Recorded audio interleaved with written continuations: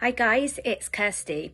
In today's video, I'm going to be talking about some common mistakes that we can find ourselves making when it comes to disputing our rational beliefs. And when I talk about disputing our rational beliefs, I'm talking about it in terms of where we identify the irrational beliefs that are triggering the fear response that keeps us locked in the OCD cycle. So we talk about this a lot on this channel because we talk about unconditional acceptance as taught by Albert Ellis, which is part of the main principles of REBT, Rational Emotive Behavioural Therapy, which is a type of CBT that was kind of invented by Albert Ellis. But before I go into that, I would like to ask, please do subscribe by clicking on the subscribe button below in order to stay up to date with new videos as they're released. So the reason I'm doing this video is because some of us may find ourselves learning about REBT and learning about irrational beliefs and how disputing our rational beliefs can help with our the mental health difficulties that we're having. If you found yourself on this channel, then it would be maybe to help yourself to get more unstuck from OCD. But we may find ourselves working on disputing our irrational beliefs for a while and wondering why we're not getting more results or we're not getting results sooner. And that can be incredibly frustrating and cause us to quit and continue the desperate search to find something else to help us to feel a bit better.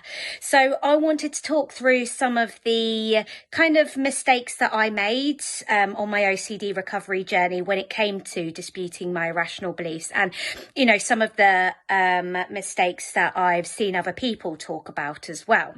So firstly, if you want to learn more about how to dispute irrational beliefs, there is a video, I think I made it about 6 months to 9 months ago, which actually goes through the steps of disputing irrational beliefs. I will be making some references to some of those steps, but it might be useful for you to watch that video to get a better understanding of disputing irrational beliefs. And there are other videos that talk about why we dispute irrational beliefs in more detail and give some examples of certain irrational beliefs, particularly when it comes to certain themes. But just to give some examples, when we're talking about irrational beliefs, it will be beliefs about either ourselves, the world, or others, and generally will be along the lines of, I must not be like this, they must not behave like this must not happen. If any of these things happen, it would be awful and I couldn't possibly stand it. So generally, the belief is that we can't stand the idea of a certain scenario coming true, or we couldn't live with ourselves if we were a certain way. It's very, very black and white thinking, very, very rigid. And the idea of disputing these irrational beliefs that we might hold is in order to help ourselves turn it into a more rational belief, which is generally a bit more flexible. So where we're saying it's a strong preference for these things not to happen, or for me to be not to be a certain way, and I will strive to aim to be, not that way. However, if this was the case, I could stand it. The world wouldn't absolutely swallow me up. And the idea is that if we truly believe the new, if we truly take on and embody the new rational belief, we can bring down our levels of anxiety and slow down our anxious thinking. And then we get a bit more choice over, whether we want to actually do compulsions or whether we want to continue living life on our terms, assuming that the intrusive thoughts or whatever we're having are OCD, and it enables us to better accept the uncertainty and not engage in compulsions to either desperately try and prevent something that we think is absolutely horrendous from happening, or to find out if something is true and completely blow out the idea of tolerating uncertainty.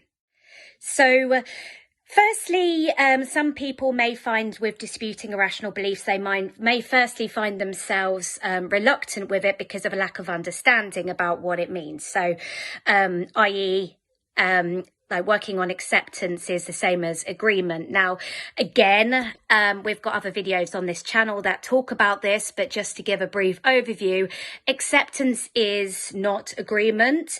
Acceptance is a non-action. It's if we're accepting something, we can still be striving for something else, but it's basically not putting on a strong, like, adverse reaction to something. So, whereas agreement is like an action, whereas acceptance is a non-action. Secondly, and again, I've spoken about in other videos about other misunderstandings about working on acceptance, which is a part of the disputing irrational beliefs, is that it doesn't fundamentally change who you are as a person. It doesn't suddenly remove all of your levels, all of your empathy. It doesn't necessarily change the things that you care about or anything like that. So the next thing is that there may be a misunderstanding. Some people perhaps could find themselves oversimplifying the idea of disputing. Basically, they have a feared scenario that they're locked onto, that they're doing compulsions, whether mentally ruminating, mentally checking, researching, avoidance, hiding things, asking for reassurance from others, confessing, whatever the compulsions might be. It's all because they're obsessing over a feared scenario, whatever that may be. They may think that the way to dispute the irrational beliefs around that feared scenario, i.e. it's awful, terrifying, couldn't stand it, etc., is to just simply say, oh, well, I have the basic needs to survive. I have water, I have a roof over my head, I'm still breathing. So it's not as awful, I can stand it. And the problem is with this is that it's simply not as... It's not as simple as that, basically. If we want to work on a true perspective shift, in order to really, really change our irrational beliefs into something more rational, there needs to be harder disputing than simply identifying that, yes, I have the basic things that I need to survive. Because we know we have air to breathe. We know we have water to drink. And if you're watching this video, we have internet. So that's way beyond the basic things. But, as a kind of the way, if we've had that all of our lives, and our perspective may be that we want more from life. And, you can't expect yourself to suddenly just become immediately grateful for having the basic things in life when maybe you've had 20 years or something living without OCD, or like you're looking at other people who don't suffer from OCD but have the same privileges as you do. You can't just force yourself to have, that level of gratitude. It takes more. You have to give yourself reasons to take on the new rational belief. You have to, part of the disputing process is looking at, evidence to suggest that it is truly an irrational belief and it's not really valid. So, evidence would be truly looking at others who live, who maybe have slightly more difficult circumstances, like really, really gathering evidence to give yourself more reasons to take on a new rational belief. It's not enough to just say to yourself, well, you can breathe, you've got a bed to sleep in, you've got food to eat, you've got water to drink, you have access to the internet, etc. It takes more than that to truly change beliefs. It's not as simple as saying that. So like I say, it's looking at the way, you can look at the way other people are able to live their life under difficult circumstances. There is evidence that it is possible. But even once you've done that, you need to give yourself kind of a list of reasons why it would benefit you to truly take on this new rational belief. Really look at the suffering that holding on to the irrational belief is causing you.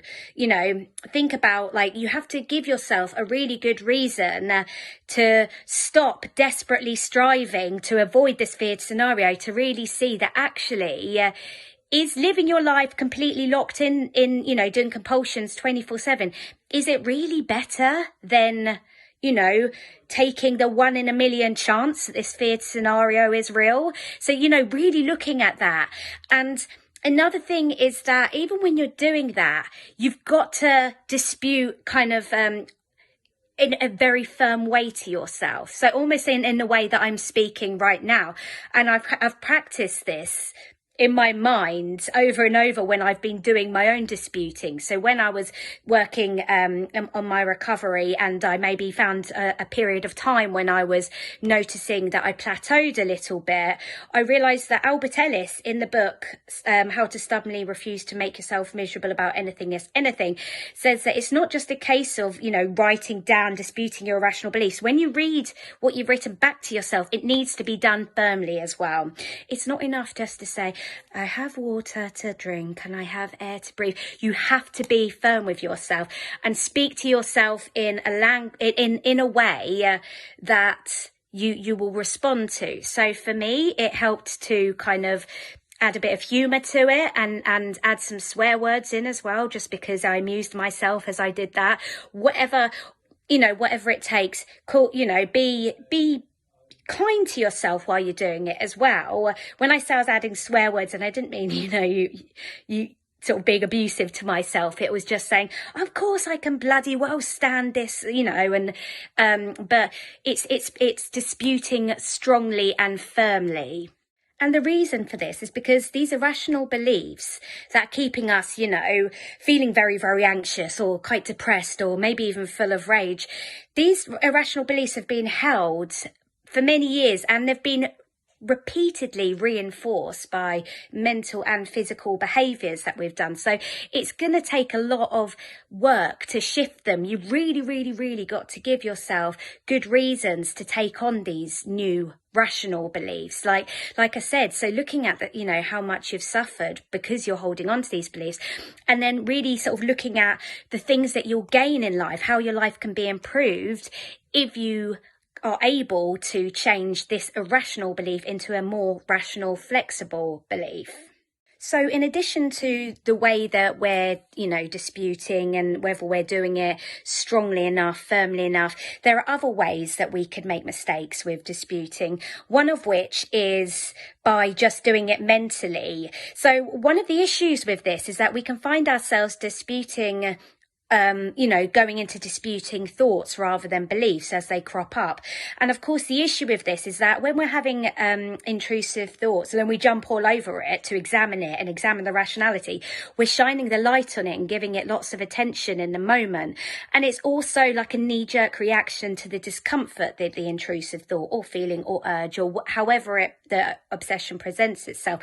We're quickly jumping on it to remove the discomfort that it's caused, and we don't want to be doing that. So one of the things that is useful to do is to set times in your day to do your disputing. So whether that's, spending 10 minutes twice a day or 15 minutes twice a day or half an hour or 20 minutes once a day, in that set time, that's where you do your disputing. And it's the beliefs behind, it's the irrational beliefs that we're disputing here, not the thoughts. So you're not jotting down the thoughts as they crop up to dispute whether they're true or not. As we've said in other videos, which I recommended checking out, disputing of irrational beliefs is looking at the beliefs that we hold that are sort of making us feel so terrified about the thoughts that we're having. So, if you think about the thought, if it's a harm thought, what does it mean to us? What's so terrible about it? Well, I might hurt someone. Okay, if you hurt someone, what's so terrible about that? Well, I couldn't live with myself as a person. So your rational belief there is that you think that you'd be writing yourself off as a human being, that you couldn't stand to live with that guilt or anything. Or it might be that your fear is that you'll be cast out of society and having to go to prison. So your irrational belief is that it will be absolutely terrible, the world to swallow you up if you went to prison. So things like that.